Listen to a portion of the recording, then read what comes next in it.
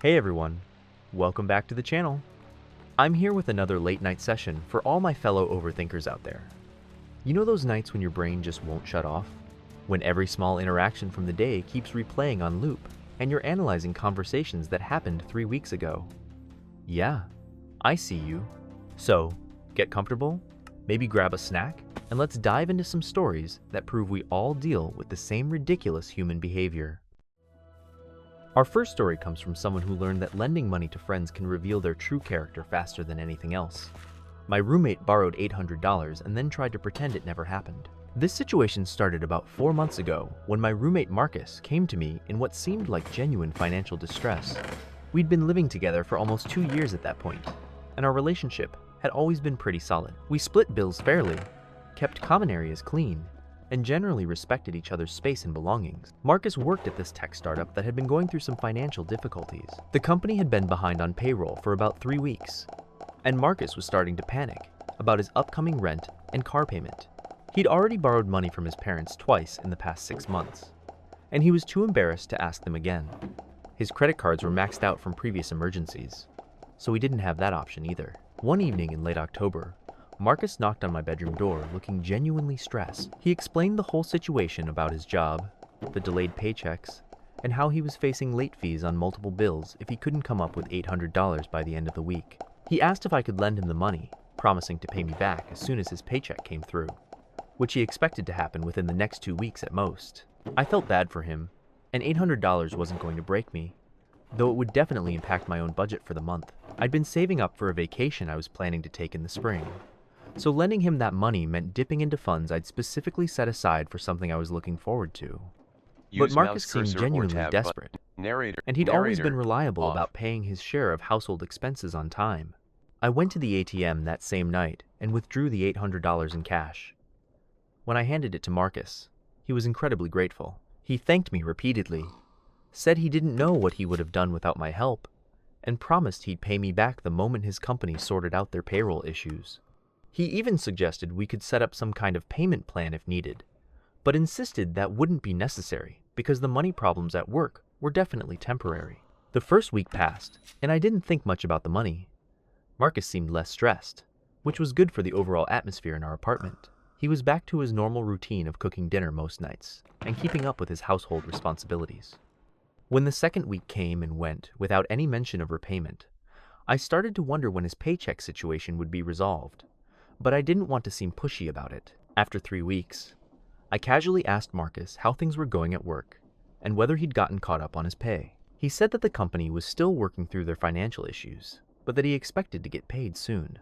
He mentioned that they'd given all employees a timeline for when back pay would be distributed, though he was vague about the specific dates. A month passed, and Marcus never brought up the loan. I started to feel awkward about asking, but $800 was a significant amount of money to me, and I was beginning to need it for my own expenses. When I finally brought it up directly, Marcus seemed surprised that I was asking about it. He said he'd been planning to pay me back gradually once he got his finances sorted out, but that he was still waiting for his company to pay what they owed him. What made me start to question his story was that Marcus's lifestyle didn't seem to reflect someone who was struggling financially. He was still ordering takeout several times a week, something that costs way more than cooking at home. He'd bought new clothes, upgraded his phone, and even purchased some expensive gaming equipment. When I pointed out that these purchases seemed inconsistent with someone who was in financial crisis, Marcus got defensive. He said that the money he'd spent on those things came from other sources, like birthday money from his grandparents or returns on some investments he'd made. He also pointed out that just because he was having trouble with one aspect of his finances didn't mean he had to live like a monk. The way he said it made me feel like I was being unreasonable for expecting him to prioritize paying me back over his personal purchases. 2 months after I'd lent him the money, I discovered something that completely changed my perspective on the situation. I was using Marcus's laptop to print something for work because my printer was broken, and I accidentally opened his banking app instead of the browser. What I saw made my stomach drop. Marcus had over $3,000 in his checking account and another $1,500 in savings. He wasn't broke. He hadn't been waiting for his company to pay him back pay. He had plenty of money to repay me, but he was choosing not to. When I confronted him about what I'd seen, Marcus got angry and accused me of snooping through his private information. He said that just because he had money in his account didn't mean he could afford to pay me back, because he had other financial obligations I didn't know about. I asked him what obligations could possibly be more important than paying back money he'd borrowed from his roommate and friend. Marcus said that his financial planning was none of my business and that he'd pay me back when he felt it was financially responsible for him to do so. He acted like I was being greedy and impatient for wanting my own money back after 2 months. The conversation escalated when I pointed out that he'd lied to me about his financial situation, that he'd asked for the loan under false pretenses and was now using different false pretenses to avoid paying it back. Marcus denied lying, claiming that his financial situation was complicated and that I was oversimplifying things. He said that having money in the bank didn't automatically mean he was liquid or that he could afford to part with $800. But I'd seen his transaction history while the banking app was open. He'd spent over $600 on non-essential items in just the past month. Gaming accessories, expensive dinners, clothes, entertainment subscriptions. He was choosing to spend money on luxury items rather than paying back his debt to me. The most infuriating part was when Marcus suggested that since we were roommates and friends, I should be more flexible about the repayment timeline. He said that pressuring him about the money was putting strain on our living situation, and that maybe we should just consider it a long-term loan rather than something that needed to be paid back immediately. $800 isn't a long-term loan when someone promises to pay you back in 2 weeks. It's theft disguised as friendship. I told Marcus that he had 1 week to pay me back in full, or I'd be looking for a new roommate. He acted like I was being dramatic and unreasonable, but he also couldn't argue with the fact that he'd broken his promise and lied about his ability to repay me. Marcus did eventually pay me back, but only after I made it clear that our friendship and living arrangement depended on it. He paid in cash, exactly $800, with no apology for the months of deception or acknowledgement that he'd betrayed my trust. When he handed me the money, he acted like he was doing me a favor rather than fulfilling an obligation he'd ignored for months. The worst part is that Marcus still acts like I was the unreasonable one in this situation. He'll make comments about how some people get weird about money, or how lending money to friends always complicates relationships. He's rewritten the story in his mind so that my expectation of being paid back on time makes me the problem, rather than his dishonesty and selfishness. I've learned that lending money to friends is essentially paying to find out what kind of person they really are. Marcus showed me that he's the type of person who will take advantage of kindness, lie to cover his tracks, and then blame you for expecting basic honesty and accountability. That's the end of that story. Marcus turned a simple favor into months of deception while sitting on thousands of dollars in his own account. Some people really will exploit your kindness and then make you feel guilty for expecting basic decency. Our next story involves someone who discovered that family members can be surprisingly vindictive when they don't get their way. My sister deliberately ruined my graduation party because she was jealous. This happened last May when I graduated from college, something I'd been working toward for 5 years while balancing school with a part-time job to pay for my expenses. My family had been talking about throwing me a graduation party for months, and I was really looking forward to celebrating this achievement with the people who mattered most to me. My sister Zoe is 3 years younger than me, and she's always been the type of person who needs to be the center of attention in any situation. When we were kids, she'd find ways to monopolize conversations at family gatherings or create minor dramas that would shift focus to her whenever someone else was being celebrated. As we got older, I thought she'd outgrown this behavior, but I was wrong. The graduation party was planned for the Saturday after my ceremony.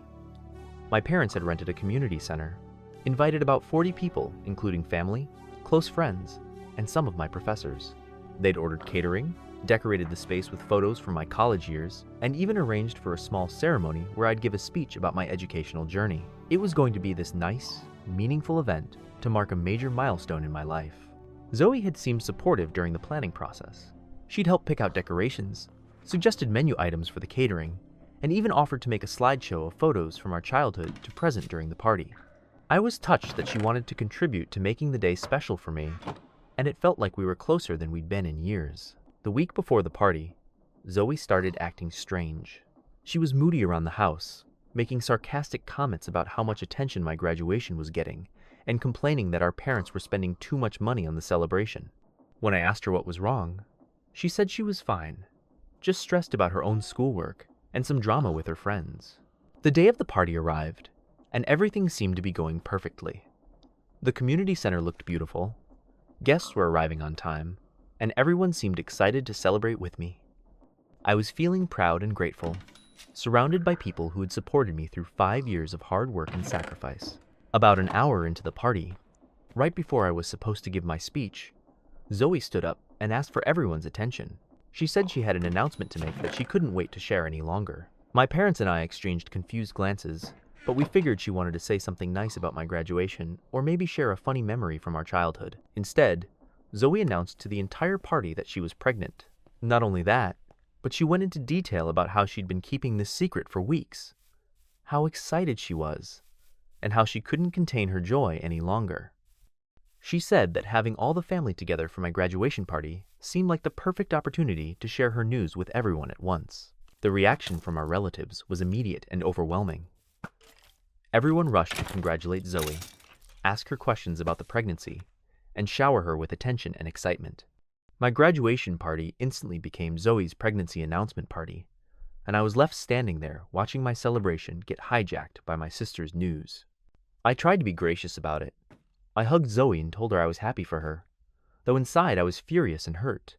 This was supposed to be my day, my moment to be celebrated for an achievement I'd worked 5 years to accomplish. But now everyone was talking about Zoe's pregnancy, and my graduation felt like an afterthought. When I finally did give my speech, half the guests were still clustered around Zoe, asking about her due date, her plans, and whether she knew if it would be a boy or girl. The people who were listening to me seemed distracted, like they were just waiting for me to finish so they could get back to discussing the pregnancy news.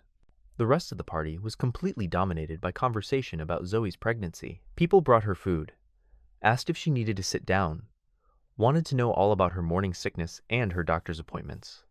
Meanwhile, I felt like a host at my own party, rather than the person being celebrated. Several of my college friends commented afterward about how weird it was that the focus had shifted so completely away from my graduation.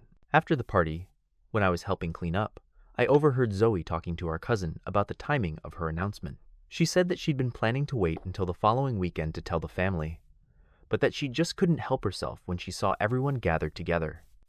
But then she laughed and added something that made me realize the whole thing had been deliberate. She said that she was tired of everything being about my graduation, that our parents had been talking about nothing else for months, and that she thought the family needed some actually exciting news to discuss. She said that college graduation was something thousands of people did every year, but pregnancy was actually special and worthy of celebration. I confronted Zoe about what I'd heard, and initially she denied that she'd deliberately chosen my graduation party to announce her pregnancy. She claimed it was just a coincidence, that she'd been so overcome with excitement that she couldn't wait another day to share the news. But when I pressed her about the comment she'd made to our cousin, she got defensive and eventually admitted the truth. Zoe said that she felt like I'd been getting too much attention lately, that our parents had been treating my graduation like it was some huge accomplishment when it was really just something I was supposed to do anyway. She said that her pregnancy was actually life-changing news that deserved more recognition than me finishing school, and that she didn't see why she should have to wait to share it just to preserve my ego. I was speechless. My sister had deliberately sabotaged my graduation party because she was jealous of the attention I was receiving for completing my education. She'd turned what should have been a celebration of my hard work into her own personal announcement event, and she didn't see anything wrong with that. When I told our parents what had happened, their reaction was disappointing. My mom said that both events were worth celebrating, and that it was actually nice that we could share such a happy day together. My dad said that family news should always be welcome, regardless of timing, and that I should be grateful that Zoe felt comfortable sharing such important information during my party. Neither of them seemed to understand that Zoe had deliberately stolen my moment, or that the timing of her announcement wasn't coincidental. They were so caught up in the excitement of becoming grandparents that they couldn't see how manipulative and hurtful Zoe's behavior had been. The worst part is that Zoe got exactly what she wanted. Everyone in our family remembers my graduation party as the day Zoe announced her pregnancy. My educational achievement became background noise to her personal news, and she successfully made herself the center of attention during what was supposed to be my celebration. Looking back, I can see that this was part of a pattern with Zoe. She'd always found ways to upstage other people during their important moments, but I'd never been the target before. The fact that she could plan and execute such a deliberate act of sabotage against her own sister, and then justify it by claiming her news was more important than my accomplishments, showed me a side of her character I'd never seen before. That's the end of that story. Zoe managed to turn her sister's celebration into her own spotlight moment, while making it look spontaneous and heartwarming to everyone else. Some people really can't stand anyone else being the center of attention, even for one day. Moving on to someone who learned that certain friends think emergencies only apply to their own lives. My best friend abandoned me at the hospital when her ex-boyfriend called. This happened about 6 months ago, and I still get angry every time I think about how completely she prioritized someone who had treated her terribly over me when I genuinely needed her support. I'd been having severe stomach pains for about 3 days, getting progressively worse each day. At first, I thought it might be something I ate or just stress from work, but by Thursday evening, the pain was so intense I could barely stand up straight. My roommate wasn't home, and I was scared to drive myself to the emergency room in case I passed out or something happened while I was behind the wheel. I called my best friend Madison, who I'd known since high school. We'd been through everything together over the past 8 years: breakups, family problems, job changes, health scares. She was always the person I called when I needed support, and I was always there for her during her various crises. I explained that I was in severe pain and needed someone to drive me to the hospital because I was worried about driving myself. Madison immediately said she'd be right over, that she was just finishing dinner and would leave within 10 minutes. I was relieved and grateful to have someone I could count on during what was genuinely the most physical pain I'd ever experienced in my life. I managed to get myself dressed and gather my insurance information while I waited for her to arrive.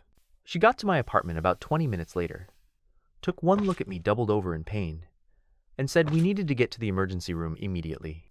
During the drive, I was having trouble sitting upright because of the pain, and Madison kept telling me we'd be there soon and that everything would be okay. She seemed genuinely concerned and was driving carefully but quickly to get me medical attention as fast as possible. The emergency room was crowded when we arrived, but the triage nurse took one look at me and got me checked in relatively quickly. After about 30 minutes, they called me back for preliminary examination and told Madison she could come with me to the initial consultation room.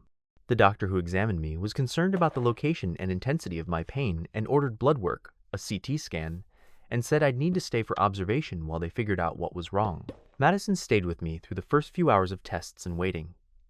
She held my hand during the blood draw, helped me fill out paperwork, and kept me distracted with conversation when the pain would spike.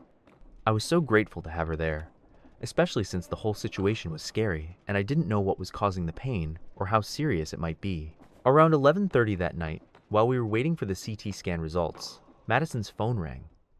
She looked at the caller ID and her entire demeanor changed. She answered the phone and stepped out of the room to take the call. I could hear her voice in the hallway, but couldn't make out what she was saying. When she came back into the room about 10 minutes later, she looked distracted and anxious. I asked if everything was okay, and Madison said that her ex-boyfriend Derek had called because he was having a panic attack and needed her to come over. Derek was someone she'd dated on and off for about 2 years, and their relationship had been incredibly toxic. He was emotionally manipulative, would disappear for weeks without explanation, and had cheated on her multiple times.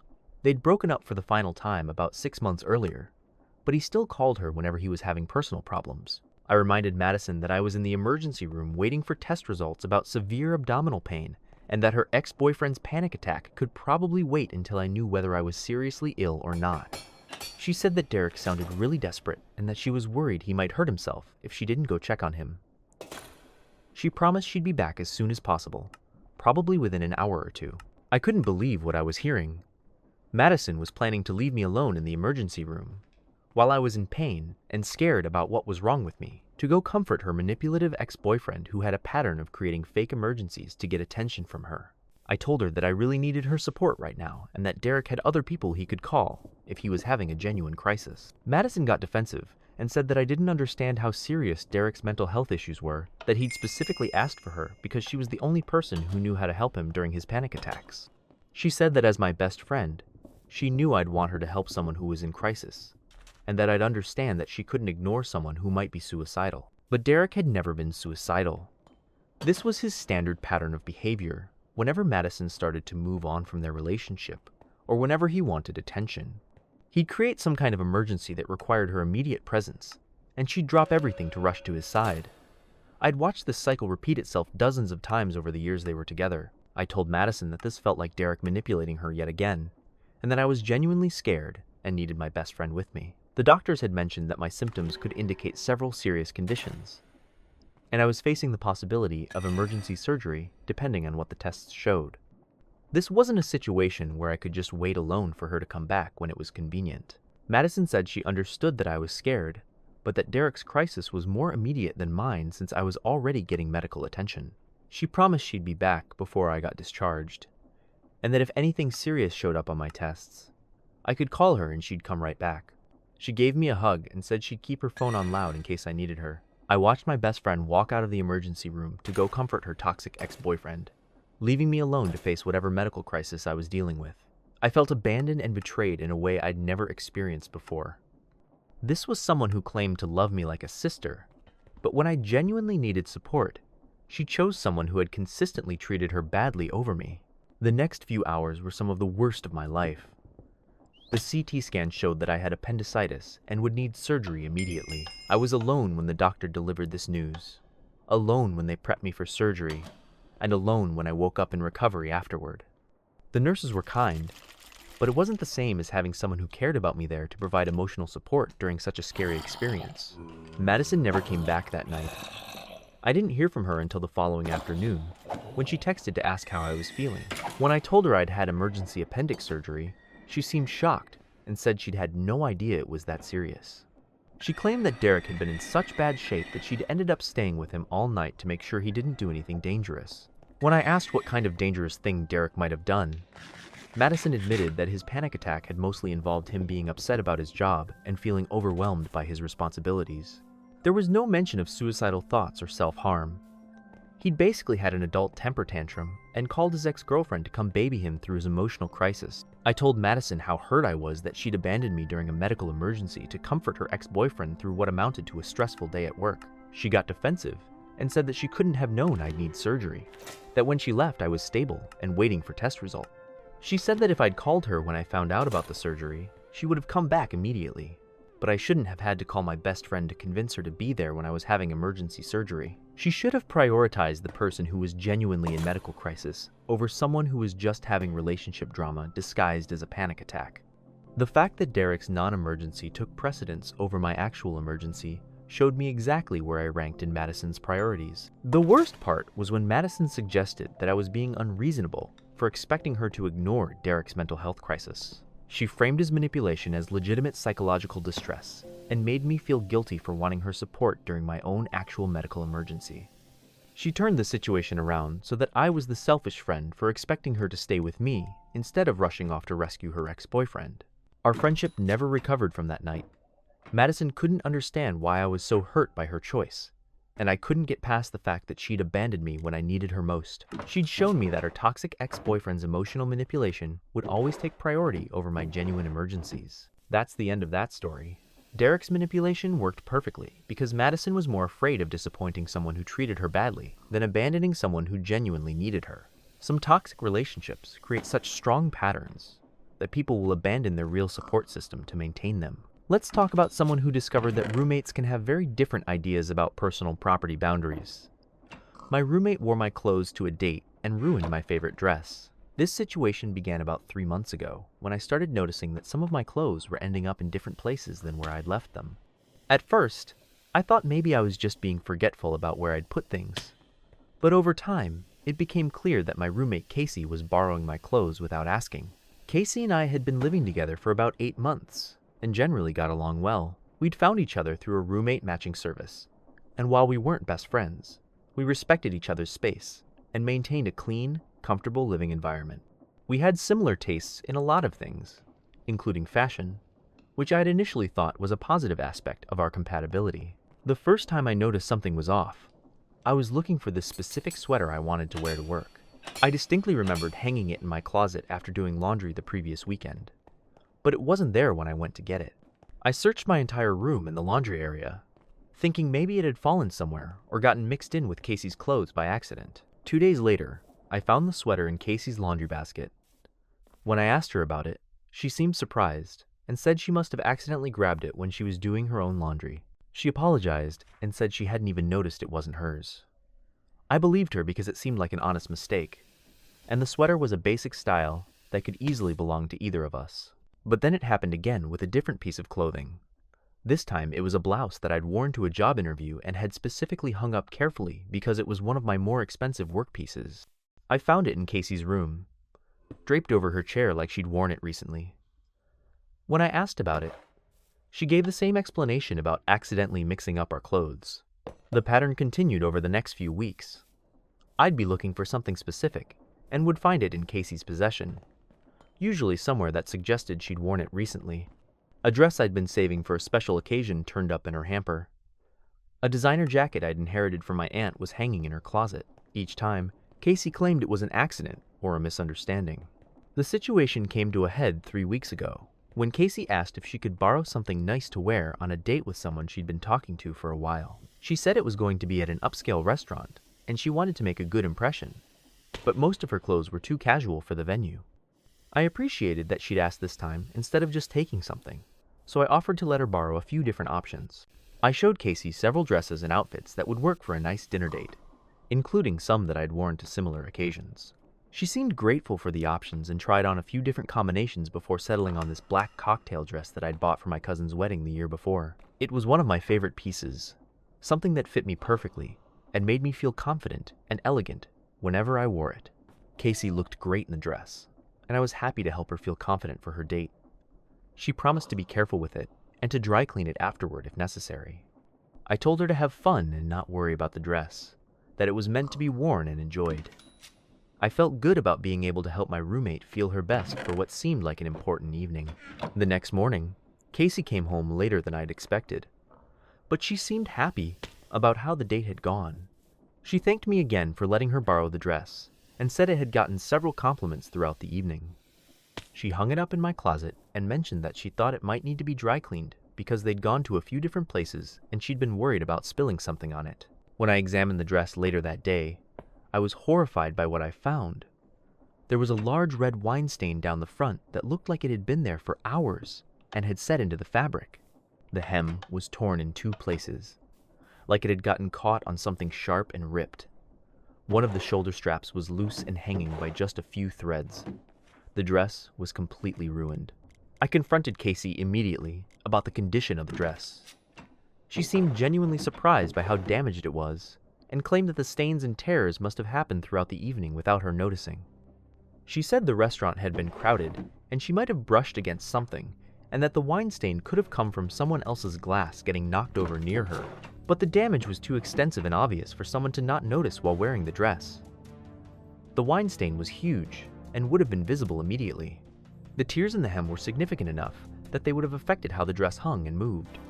There was no way Casey had worn this dress for an entire evening without knowing it was getting progressively more damaged. When I asked Casey what had actually happened during her date, she initially stuck to her story about not noticing the damage.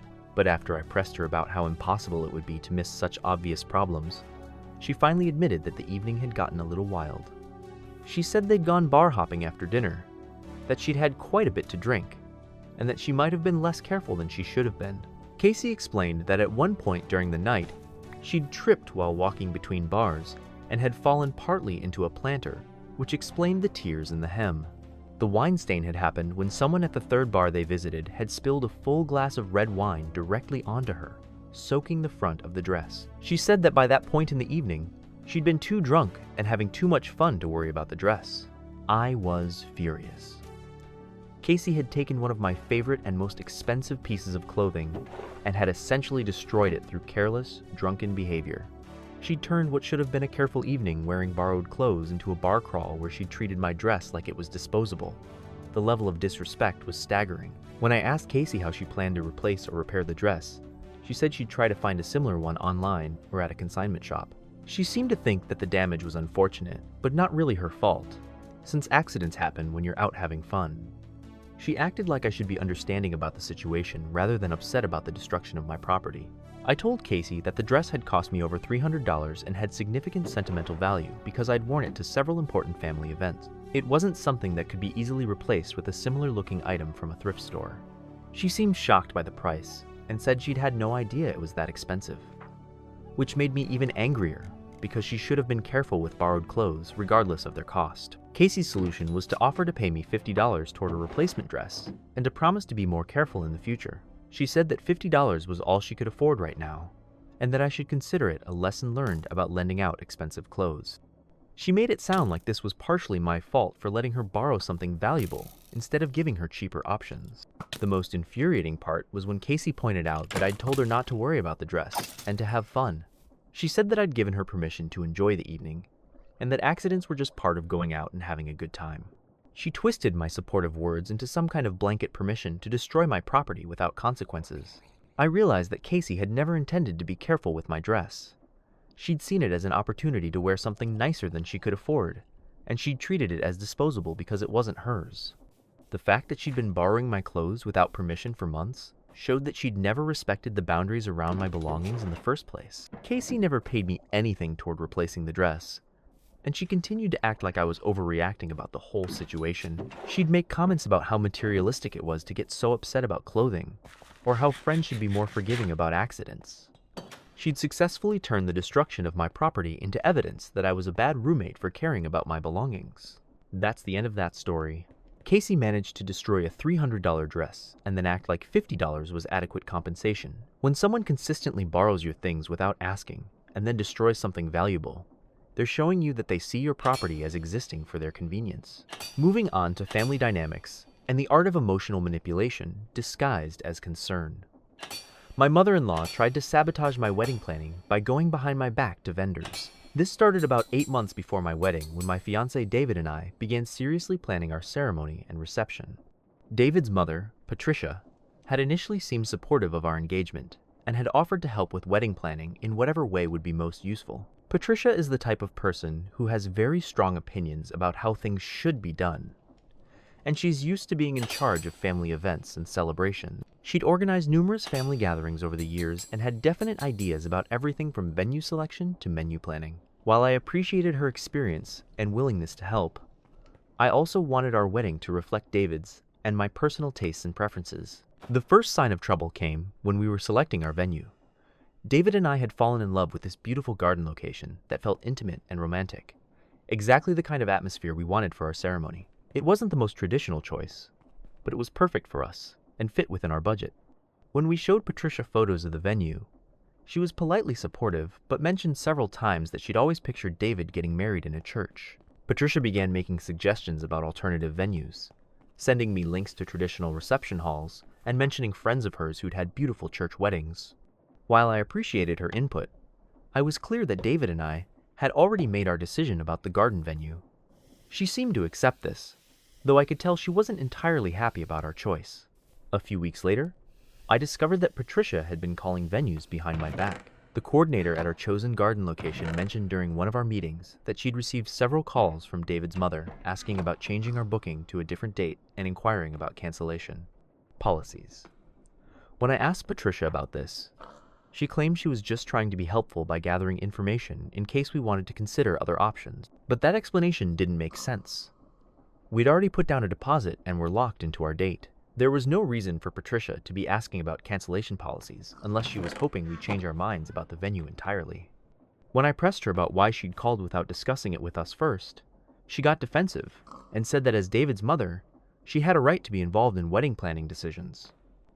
The venue calls were just the beginning. Over the next few months, I discovered that Patricia had contacted numerous other vendors we'd hired, always with some excuse about helping or getting additional information. She'd called our caterer to ask about upgrading the menu to include more expensive options we hadn't requested. She'd contacted our photographer to suggest different shot lists and to ask about package upgrades that would significantly increase our costs. Most problematically, Patricia had called our florist and had tried to change our flower orders entirely. David and I had chosen simple, elegant arrangements that reflected our personal style and stayed within our flower budget. Patricia had contacted the florist and had requested elaborate centerpieces and additional arrangements that would have more than doubled our floral costs. When the florist called me to confirm these changes, I was completely blindsided. I confronted Patricia about the florist situation, and she claimed that she'd just been brainstorming ideas and hadn't meant to actually change our orders.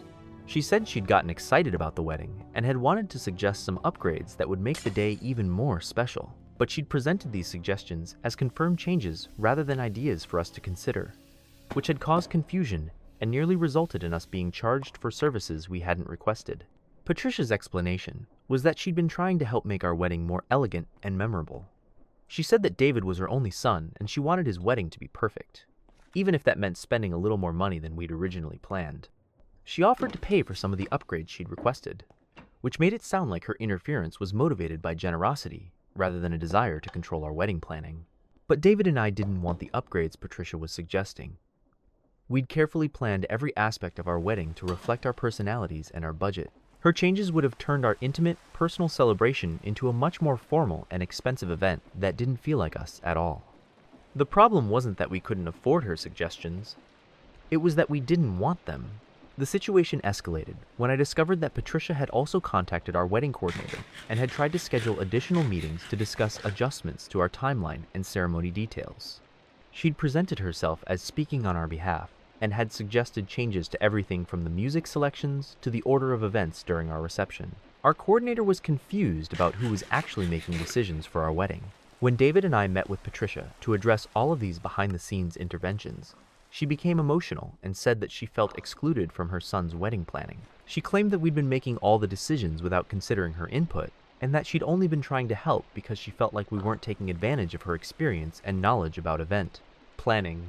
Patricia said that she'd organized dozens of successful family events over the years and that she knew what worked and what didn't. She seemed to genuinely believe that her interference was justified because she had more experience than we did and wanted to prevent us from making mistakes that would ruin our special day. But David and I weren't making mistakes.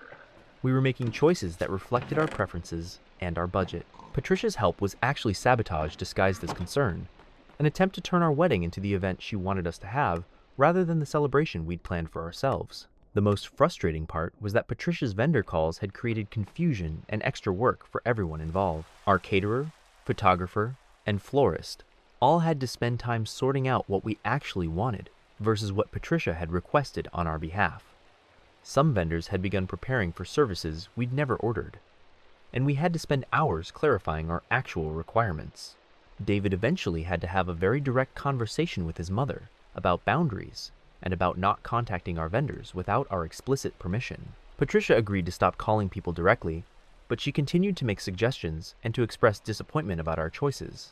She'd make comments about how simple our wedding was going to be, or how she hoped we wouldn't regret not making it more elegant.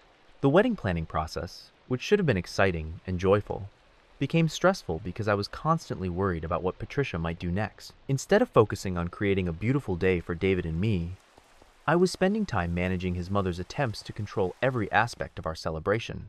That's the end of that story. Calling florists and caterers behind the couple's back to upgrade their wedding into something more expensive isn't generosity. It's sabotage wrapped in motherly love. Some people really can't accept that other people's celebrations don't need to meet their standards. Our next story comes from someone who learned that certain friends think your personal achievements are opportunities for their own advancement. My friend stole credit for my work project and got promoted because of it. This happened about 4 months ago at the marketing agency where I work, and I'm still dealing with the professional and personal fallout from what my colleague and friend Emma did to advance her own career at my expense. Emma and I had been working together for about 2 years, and had developed what I thought was a solid friendship both inside and outside the office. We'd grab lunch together regularly, collaborate on projects, and had even taken a few weekend trips together. I genuinely liked her as a person and trusted her professionally, which makes what happened so much more devastating.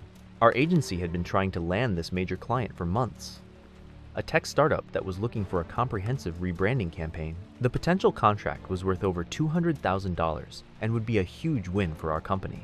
Several teams had pitched ideas, but the client wasn't satisfied with any of the proposals they'd seen so far. I'd been thinking about this client in my spare time, researching their industry and their competitors, trying to come up with an approach that would differentiate them in a crowded market. I had some ideas that I thought were really innovative, but I wanted to develop them more fully before presenting anything to my supervisor. I spent about 3 weeks working on a comprehensive campaign strategy during my evenings and weekend. I analyzed the client's target demographic, identified gaps in their current messaging, and developed a complete visual and content strategy that addressed their specific challenges. It was the kind of thorough, creative work that I hoped would demonstrate my potential for taking on bigger projects. and eventually earning a promotion. Because Emma and I were friends, I shared my ideas with her during one of our lunch conversations. I was excited about the concept and wanted to get her feedback before I refined it further and presented it to management. Emma was enthusiastic about my approach and offered several suggestions that I incorporated into the final presentation. Emma's input was genuinely helpful, and I was grateful for her perspective. She understood the client's industry well and had good instincts about messaging strategy. I considered asking if she wanted to collaborate on the presentation officially, but I decided I wanted to present this as my own initiative since I'd done the majority of the research and conceptual development. The following Monday, I planned to schedule a meeting with our creative director to present my campaign strategy. I wanted to get on her calendar for later in the week so I'd have time to prepare my presentation materials and practice my pitch. I was nervous, but excited about the opportunity to showcase my strategic thinking and hopefully earn consideration for more high-level projects. But when I got to the office Monday morning, I discovered that Emma had already scheduled a meeting with our creative director for that same day to present what she described as her innovative approach to the tech startup rebrand. I was confused and figured there had been some miscommunication, so I asked Emma about her meeting. Emma told me that she'd been inspired by our lunch conversation to develop her own campaign strategy for the client, and that she was excited to share her ideas with management. She made it sound like our discussion had sparked her creativity, and she'd come up with her own completely separate approach to the same challenge. I asked Emma what specific ideas she'd developed, and as she described them, I realized she was presenting my exact campaign strategy as her own work. The demographic analysis, the messaging framework, the visual concepts, even the specific language I'd used to describe the client's brand challenges. Emma had taken all of it and was preparing to present it as her original thinking. When I confronted Emma about this, she claimed that our lunch conversation had been a collaborative brainstorming session and that the ideas we'd discussed were equally mine and hers. She said that since she'd contributed suggestions and feedback, she had just as much right to present the concept as I did. But that wasn't true. I'd brought a fully developed strategy to our lunch meeting and had asked for her feedback on ideas I'd already created. Emma's suggestions had been helpful refinements, but she hadn't originated any of the core concepts or done any of the foundational research and development work. I told Emma that I'd been planning to present this campaign strategy myself and that I'd spent weeks developing it before sharing it with her. She seemed surprised and said she'd assumed I was just brainstorming casually rather than working on something I intended to present to management. She claimed that if I'd told her it was a formal project, she would never have scheduled her own presentation. But I had told Emma that I was working on campaign ideas for the client and was planning to present them to our creative director. She'd known this was something I was developing professionally, not just casual conversation about marketing theory. Emma's meeting with the creative director went ahead as scheduled that Monday afternoon.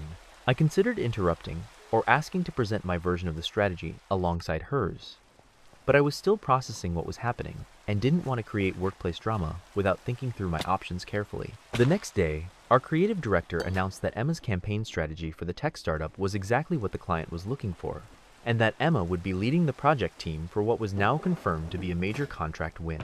Emma was being praised for her innovative thinking and strategic insight, receiving credit for work that I'd actually developed. When I approached our creative director to explain that the campaign strategy was based on my research and ideas, she seemed confused about the competing claims of authorship. Emma had already presented the concept as her own work, complete with detailed presentation materials and strategic documentation that made it look like she'd been developing this approach for weeks. Emma's version of events was that we'd collaborated on the strategy during brainstorming sessions, but that she'd done the final development and presentation work that turned our discussions into a client-ready campaign. She acknowledged my contributions, but framed them as input into her project, rather than recognizing me as the originator of the core strategy. The situation became even more complicated when the creative director decided that the best way to resolve the authorship question was to have Emma lead the project while giving me a supporting role on her team.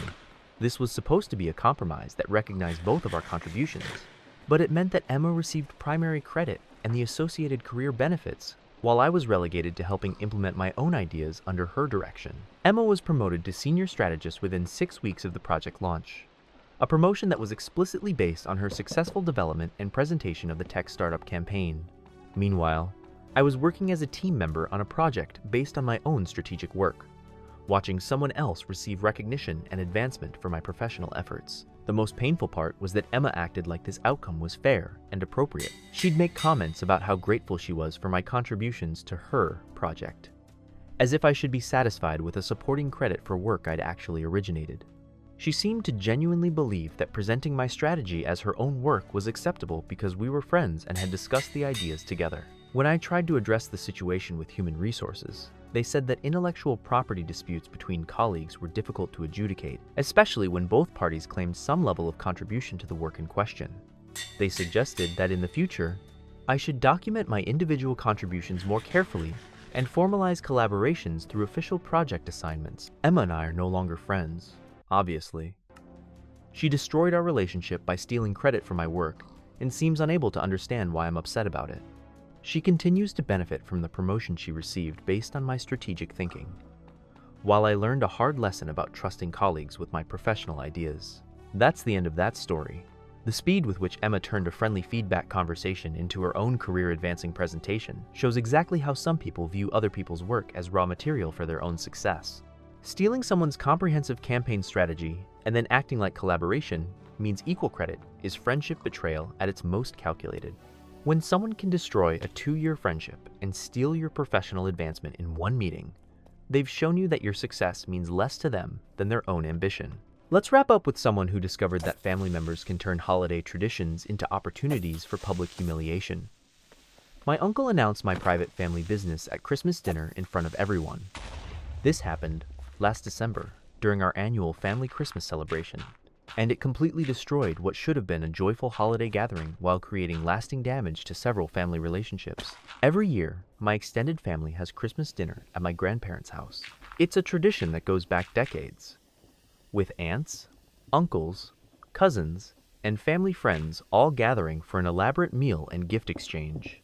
There are usually about 25 to 30 people there, representing 3 generations of our family, plus close friends who've become honorary relatives over the years. This past Christmas was particularly important because it was going to be my grandfather's 85th birthday celebration, combined with our usual holiday festivities. My grandmother had been planning the menu for weeks, and everyone was excited about having the whole family together for what felt like a significant milestone celebration. About 2 months before Christmas, my parents had confided in me about some serious financial difficulties they were experiencing. My father's small business had been struggling due to the economic downturn, and they'd fallen behind on their mortgage payments. They were working with their bank to try to avoid foreclosure, but the situation was stressful and uncertain. My parents had asked me not to share this information with other family members because they were embarrassed about their financial situation and didn't want people to worry or feel obligated to offer help they couldn't afford to give. They were hoping to resolve the issue quietly, without it becoming a source of family drama or concern. I completely understood their desire for privacy about something so personal and frightening. Financial problems can feel shameful, even when they're caused by circumstances beyond someone's control, and my parents had always been very independent people who didn't like asking for help or appearing vulnerable. The only other family member who knew about my parents' situation was my Uncle Richard, my father's older brother. My father had confided in Richard because he'd hoped his brother might have some advice about dealing with financial institutions, or potentially co-signing a loan modification. Richard had been supportive and had offered to help however he could, which my father appreciated. Richard is generally a good person, but he's also someone who has trouble keeping information private. He's the type of family member who shares news about other people's personal business without necessarily thinking through whether that information was meant to be confidential.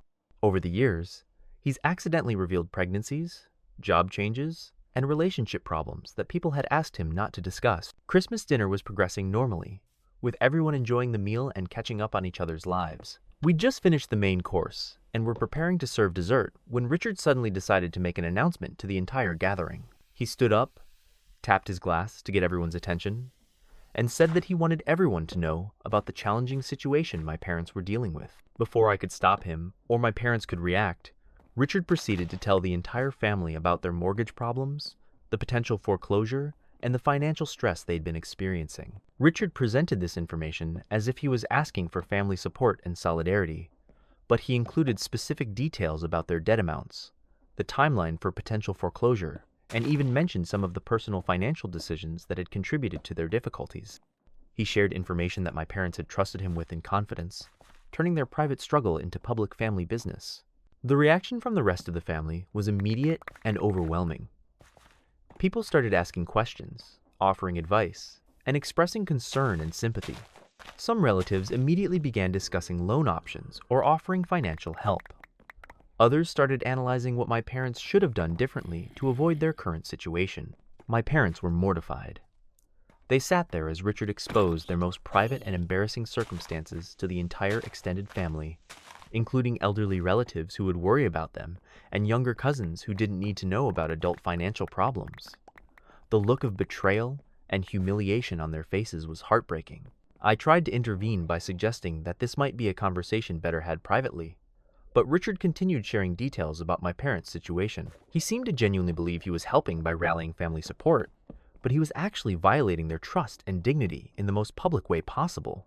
The rest of Christmas dinner was completely derailed by Richard's announcement. Instead of celebrating my grandfather's birthday and enjoying holiday traditions, everyone was focused on my parents' financial crisis. People were taking sides about whether the family should pool money to help, debating the best financial strategies for mortgage problems, and analyzing every aspect of my parents' situation. My parents left the gathering early, claiming they weren't feeling well. I could tell they were devastated and embarrassed by having their private struggles exposed to the entire family. What should have been a joyful holiday celebration had been turned into a public financial intervention that they'd never requested or wanted. When I confronted Richard about what he'd done, he was defensive and claimed that he'd been trying to help. He said that families should support each other during difficult times, and that keeping financial problems secret prevented people from offering assistance. He seemed to genuinely believe that violating my parents' privacy was justified by his good intentions. But my parents had specifically asked that their situation remain private, and Richard had completely disregarded their wishes. He'd turned their personal crisis into family entertainment and had stripped them of the dignity of handling their problems on their own terms. The aftermath of Richard's announcement created lasting problems within our family. Some relatives felt guilty for not knowing about my parents' difficulties and wanted to help financially. Others felt awkward about the level of personal detail they'd been given about someone else's private business. My parents felt betrayed and humiliated, and they've become much more distant from family gatherings since then. Richard never apologized for violating my parents' confidence. He continues to believe that his disclosure was appropriate and helpful, and he doesn't understand why my parents are upset with him. He's turned their desire for privacy into evidence that they're being stubborn about accepting help, rather than recognizing that he betrayed their trust. Last year's Christmas gathering was smaller and more subdued because my parents chose not to attend. Richard's violation of their privacy didn't just ruin one holiday celebration. It damaged their relationship with the entire extended family and changed the dynamic of our traditional gatherings permanently. That's the end of that story. Richard managed to destroy his brother's dignity and trust while convincing himself he was being helpful. When someone violates your explicit request for privacy and then acts like you should be grateful for their betrayal, they've shown you that their need to be important matters more than your right to handle your problems privately. So there you have it, another collection of stories about people who somehow missed the basic human decency memo. If you enjoyed these and want even more, don't forget to leave a like and consider subscribing as I narrate stories just like these every evening. Hope to see you again tomorrow. Take care.